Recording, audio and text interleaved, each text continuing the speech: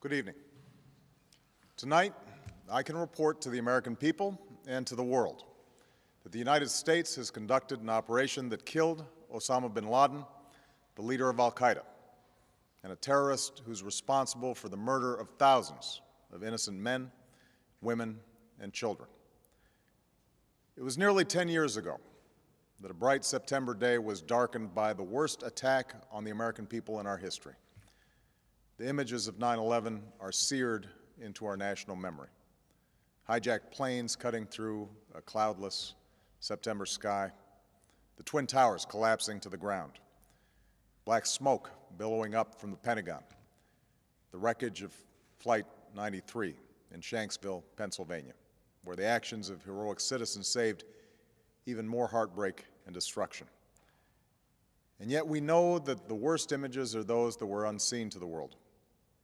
The empty seat at the dinner table, children who were forced to grow up without their mother or their father, parents who would never know the feeling of their child's embrace, nearly 3,000 citizens taken from us, leaving a gaping hole in our hearts. On September 11th, 2001, in our time of grief, the American people came together. We offered our neighbors a hand, and we offered the wounded our blood. We reaffirmed our ties to each other and our love of community and country. On that day, no matter where we came from, what God we prayed to, or what race or ethnicity we were united as one American family. We were also united in our resolve to protect our nation and to bring those who committed this vicious attack to justice.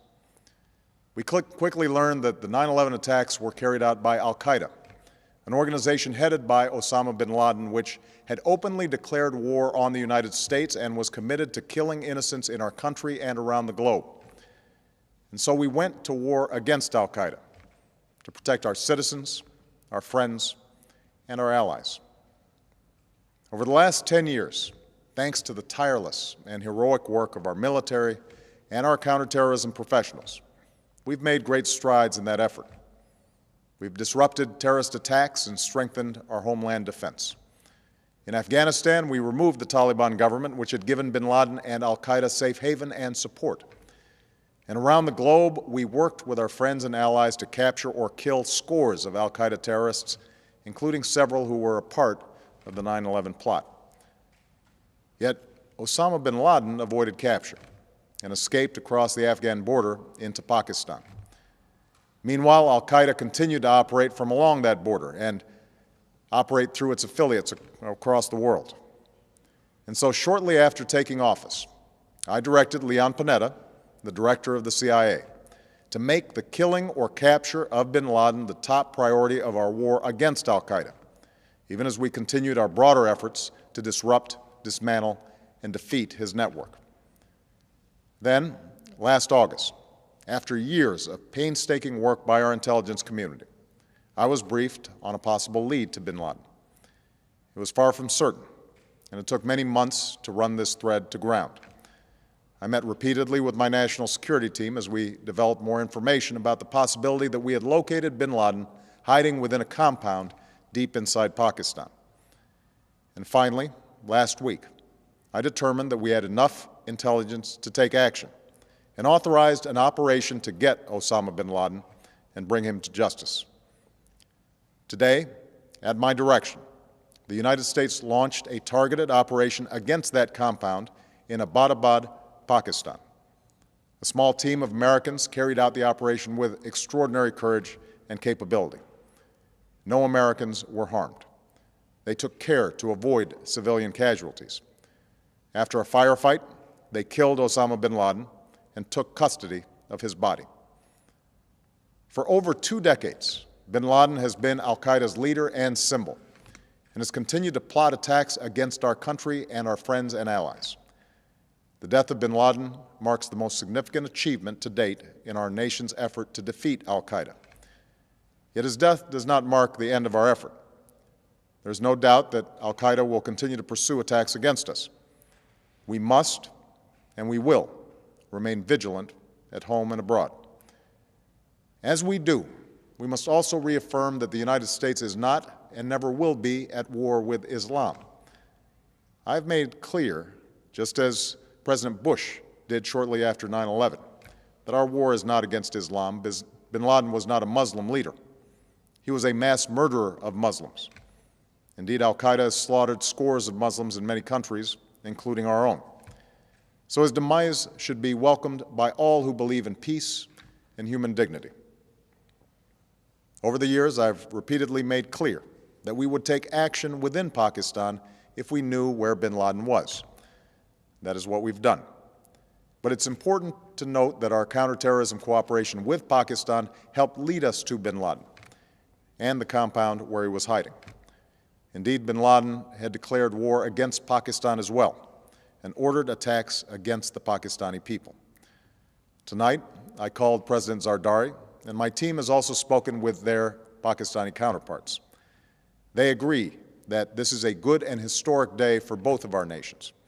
And going forward, it is essential that Pakistan continue to join us in the fight against al-Qaeda and its affiliates. The American people did not choose this fight. It came to our shores and started with the senseless slaughter of our citizens. After nearly 10 years of service, struggle, and sacrifice, we know well the costs of war. These efforts weigh on me every time I, as Commander-in-Chief, have to sign a letter to a family that has lost a loved one, or look into the eyes of a service member who's been gravely wounded. So Americans understand the costs of war. Yet, as a country, we will never tolerate our security being threatened, nor stand idly by when our people have been killed. We will be relentless in defense of our citizens and our friends and allies. We will be true to the values that make us who we are.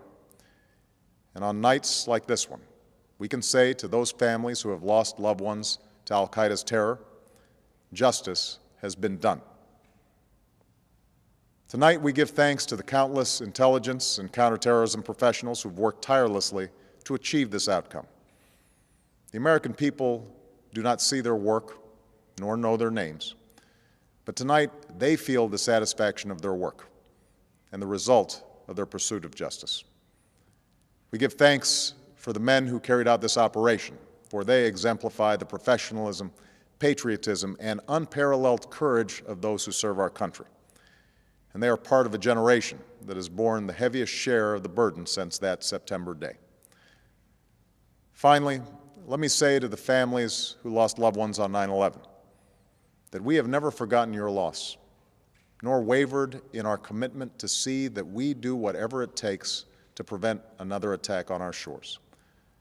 And tonight, let us think back to the sense of unity that prevailed on 9/11.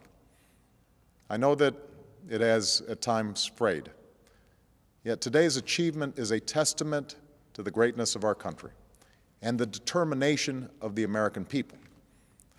The cause of securing our country is not complete, but tonight we are once again reminded that America can do whatever we set our mind to. That is the story of our history. Whether it's the pursuit of prosperity for our people or the struggle for equality for all our citizens, our commitment to stand up for our values abroad, and our sacrifices to make the world a safer place. Let us remember that we can do these things not just because of wealth or power, but because of who we are. One nation, under God, indivisible, with liberty and justice for all. Thank you. May God bless you, and may God bless the United States of America.